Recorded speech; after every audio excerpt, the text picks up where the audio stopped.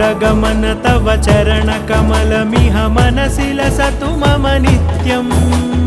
गरुडगमन तव चरणकमलमिह मनसि लसतु मम नित्यम् मनसि लसतु मम नित्यं मम तापमपाकुरु देवा मम पापमपाकुरु देवा मम तापमपाकुरु देवा मम पापमपाकुरु देवा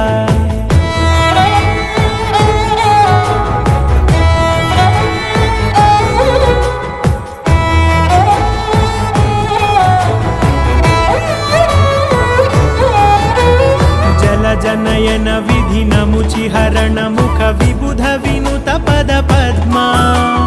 जल जनयन विधि नमुचिहरण मुख विबुध विनुत पद पद्मा विबुध विनुत पद पद्मा।